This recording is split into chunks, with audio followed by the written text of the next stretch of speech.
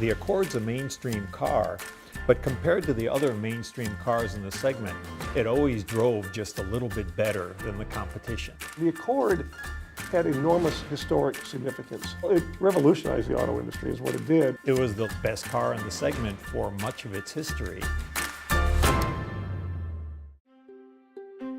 June 1976. Americans are coping with skyrocketing gas prices from America's first oil crisis. Along came the fun and fuel-efficient Honda Accord, and a 4 decades-long American success story took root. The Accord got great gas mileage in the 1970s at a time when American vehicles didn't. Fuel efficiency was an incredibly powerful appeal. It was actually the strongest initial appeal of the car.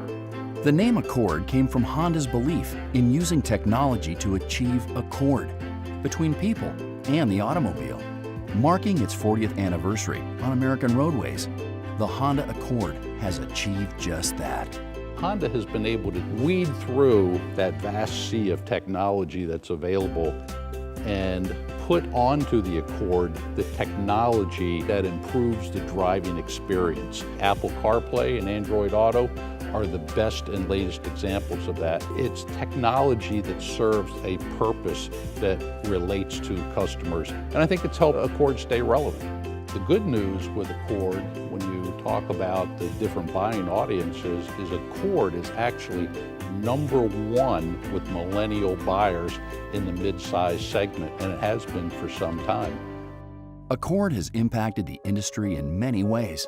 The first car built by a Japanese automaker in America, it helped demonstrate that quality automobiles can be built here. Here comes this little upstart, at the time, Japanese company, Honda, builds a factory in Ohio. It's the first successful foreign car factory in America. It employs American workers, and it builds fantastic quality cars. So the Accord exploded a lot of myths, not just about the auto industry, but about America. I remember there was a performance magazine that ran a story, and they tested an Ohio-built Accord and a Japan-built Accord. And the end result was well encapsulated in the headline, and it said, "American worker vindicated." The quality was deemed to be just as good as what came out of Japan. Since local production began in Marysville, Ohio in November 1982, more than 10 million Accords have been built in America. And Accord has played a big part in Honda's U.S. exports, since the first U.S.-made Accord boarded a ship in 1987.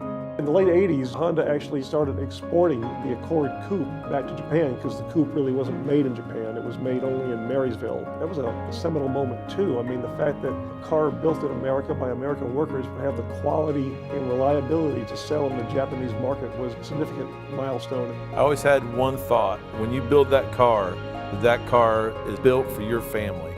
My mom has always owned a Honda Accord, and the entire time that I've worked here, I always built these cars to reflect the fact that that car could be owned by my mom, and I wouldn't want her driving anything but the best. For 4 decades, Accord has defined Honda's core values. Most importantly, Accord has changed what American consumers expect in an automobile. The name Honda is synonymous with Accord. Accord has been a stellar product. It's been around 40 years.